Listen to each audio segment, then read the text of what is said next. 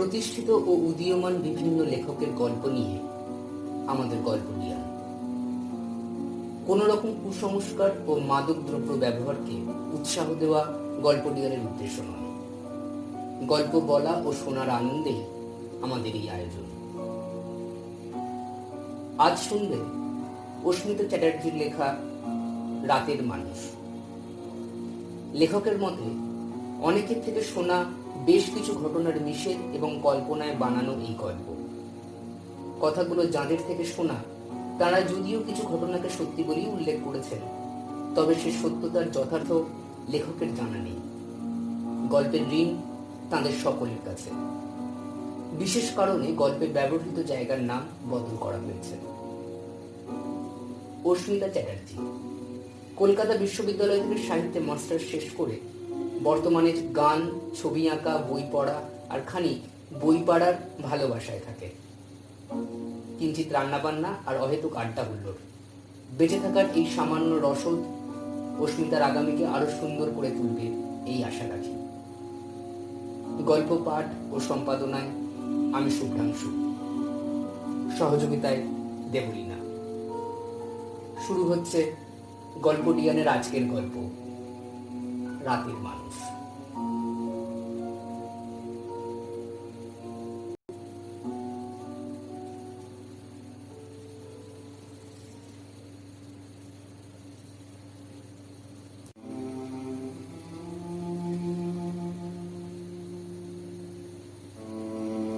কিছু স্মৃতি কিছুতেই নিজের অস্তিত্ব ফিকে হতে দিতে চায় না।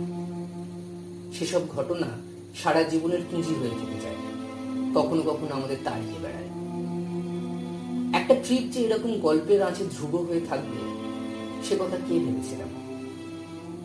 আসলে ভাবনার বাইরে যা কিছু তার অদ্ভুত একটা টান আছে, যেমন অজানা অন্ধকারের হাতছানি আর তার স্যাঁতস্যাঁতে একটা অলৌকিকতা। আমাদের জনাপাচকের একটা দল ঘুরে বেড়ানোর জন্য সর্বদা উসখুস করতে থাকে, তবে বিশেষ একটা বেরোনো হয়ে ওঠে না। কিন্তু সেবারে হঠাৎ ঠিক করলাম কোনো গা ছমছমে জায়গায় যাব। 5 জন বলতে আমি, মুন্নি, পলক, বাবান আর কৌস্তব। পলক বলল, ভাই জীবনটা বড্ড পাঞ্চ হয়ে গেছে রে, অ্যাডভেঞ্চার চাই। এক কথার সম্মতি জানালাম। কোথায় যাই করছি, এমন সময় বাবান বলে উঠল, পেয়ে গেছি, জায়গাটা ধরো ওই বাঁকুড়ার দিকে, তবে প্রত্যন্ত। ঘোড়ার বলতে একটা জমিদার বাড়ি শুনেছি ভুতুরে। তাছাড়া ওরই কাছাকাছি একটা জলাধার আছে, সেটার চারপাশে প্রচুর গাছগাছালি, প্রকৃতিটা অপূর্ব। জ্যোৎস্না স্নাত রাতে সেখানকার অসামান্য রূপ। জমিদার বাড়িটা ভগ্নপ্রায়, যেটুকু বেঁচে পড়তে আছে সেটাও নাকি দেখবার মতো। বাড়িটা তুলনামূলক আস্ত দিকটায় রাতে থাকা খাবার বন্দোবস্ত আছে, আগে থেকে বুক করে যেতে হয়। আমাদের একটা রাতের জন্য গেলেই হবে, বাকি সময় বাঁকুড়ার আশেপাশে জায়গাগুলো ঘুরে কাটাতে পারি। মোট 1-2 দিনের ব্যাপার, ঘোরা কমপ্লিট।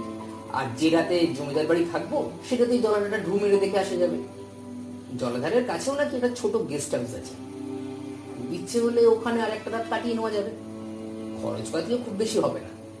ওখানে আমার এক খুড়তুতো দাদা মানে বাবুদার বাড়ি, তোরা নাম শুনেছিস হয়তো আমার থেকে।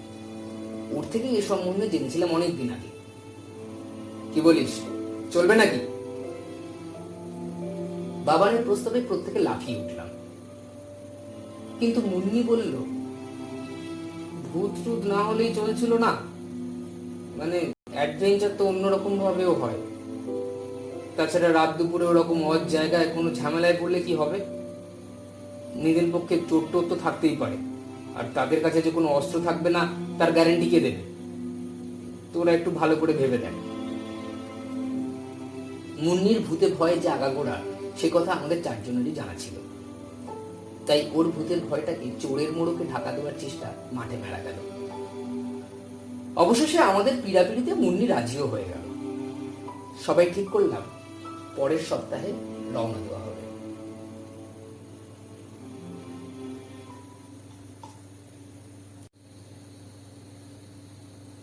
জায়গাটার নাম মণিচোরা। কথা মতন শুক্রবার বিকেল নাগাদ মণিচোরার কাছাকাছি একটি গ্রামে পৌঁছলাম, বাবানের এক আত্মীয়ের বাড়িতে।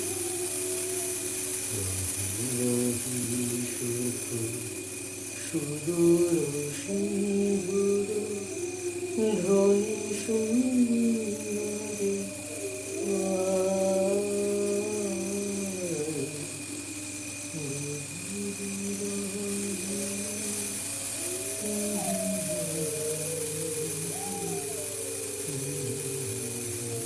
নিস্তব্ধতার মাঝে শব্দ বলতে আমাদের হেঁটে চলা, ঝিঁঝি পোকা আর আমার গুনগুন, আর মাঝে মাঝে দূরে শিয়ালের ডাক। ওদিকে মুন্নি ভয়ে কৌস্তব আর বাবানকে কাটছাড়া করছে না। এদিকে আমি আর পলক তখন একটু এগিয়ে গেছি একটা পুরো বাড়ি লক্ষ্য করে।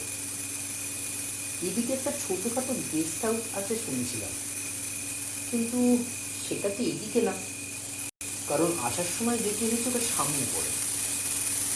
তাহলে এটার সম্পর্কে তো শিবেন্দ্র আমাদের কিছু বলেনি।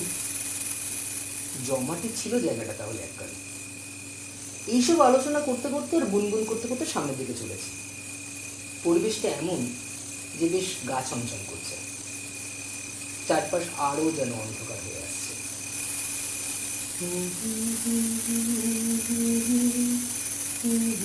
এদিকে দুটো টর্চই ওদের কাছে চেয়ে আনতে ভুলেছি। দুজনের ফোনও বাবানের পকেটে, নেটওয়ার্ক না থাকায় ওগুলো আনি। চাঁদের আলোটুকু ছাড়া আলো নেই। অন্ধকারে পাশের মানুষের চোখ মুখ বিশেষ ঠাওয়ার করা যাচ্ছে না।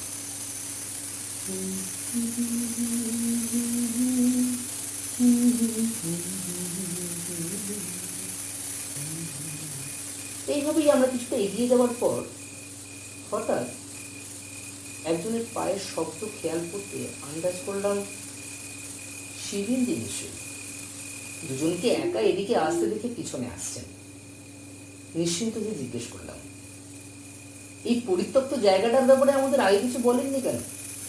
আর ওদেরও ডেকে নিতে পারতেন, জায়গাটা বেশ রোমাঞ্চকর। কথাটা শুনে কেমন আশ্চর্য ভারী খ্যাসখ্যাসে গলায় শিবেন্দ্র বলে উঠলেন, আসলে দিদিমণি, বছর সাথে আগে ওখানে 3টে ছেলে মারা যায়। ওপাশে ছোট কিন্তু গভীর একটা পুকুর আছে। যতদূর শোনা যায়, মদ খেয়ে বেসামাল হয়ে একজন প্রথমে পুকুরে ডোবে।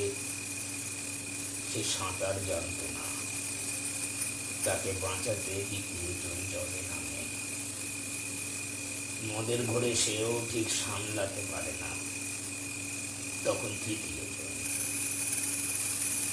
একসাথে 3টে প্রাণ শেষ হয়ে যায়। তারপর কিছুক্ষণ চুপ করে থেকে নিজেই বলে ওঠেন, জানেন,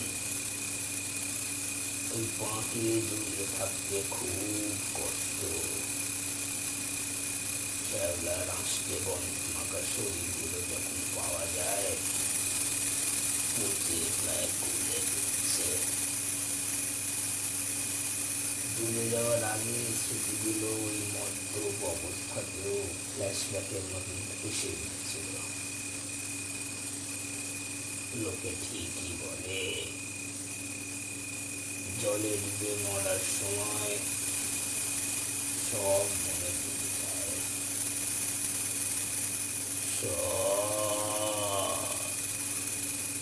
পলক যেন সম্বিত ফিরে পেয়ে বলে উঠল, কি সব বলছেন শিবেন্দ্র? আমায় বলল, এখনই চলে দিক থেকে, আশাটা ঠিক হয়নি। কোনো ক্রমে মুন্নি, বাবান, কৌস্তবের কাছে এসে দেখলাম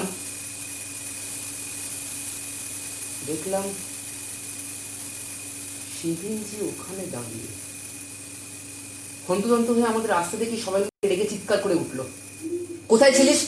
3:20 বাজে, আমরা এদিকে খুঁজে মরছি। শিবেন্দ্র বললেন, আমি একটু হালকা হতে গেলাম, সেই ফাঁকে আপনারা কেন না বলে চলে গেলেন? কোনো সমস্যা হয়নি তো? ওদিকটা ভালো রাস্তা না, এমনি বলেছিলাম আর রাইটের মধ্যে ফিরতে হবে। এই সময়টা এখানে থাকা ঠিক কথা না। আপনারা ঠিক আছেন তো? হতভম্ব আমরা কোনো জবাব দিতে পারছি না দেখে কথা না বাড়িয়ে সবাই বেরিয়ে আসলাম। ফিরতে ফিরতে ভীত গলায় শিবেন্দ্র, পলক আর আমায় বললেন, আসলে আপনারা যেখানে গিয়েছিলেন ওখানে একটা পুকুর আছে। বছর 7 আগে 3টে ছেলে মদের ঘরে বেসামাল হয়ে ডুবে ওখানে শেষ হয়ে যায়। যতদূর জানি ঘটনাটা ঘটে এই রাত 3টের কাছাকাছি সময়। তারপর থেকে এখানে রাতের দিকে কেউ জলধার দেখতে চাইলে আমরা অবশ্যই 2:30টার মধ্যে ফিরে যাই। আপনারা শহরের লোক, এসব বিশ্বাস করবেন না বলে আগে বলিনি, কিন্তু কয়েকটা দল এসে সাহস করে ওখানে রাত কাটাতে গিয়ে ফাঁপড়ে পড়ে। পরে কয়েকজন ঘোরতর অসুস্থ হয়ে যায় বলে শুনেছি। আমাদের কানে আর কিছুই ঢুকছিল না। আমি আর পলক একে অপরের দিকে শুধু চেয়েছিলাম। বাকি সময় জমিদার বাড়িতে কোনো রকমে কাটিয়ে সকাল হতেই বেরিয়ে পড়েছিলাম। পরে সবাইকে ঘটনাটা বলি, আজ আপনাদের বললাম। তবে আজও একটা প্রশ্ন মাঝে মাঝে মনের জানলায় মুখে দিয়ে যায়। সেদিন ওটা শিবেনজি ছিলেন না তো কে ছিলেন? কে?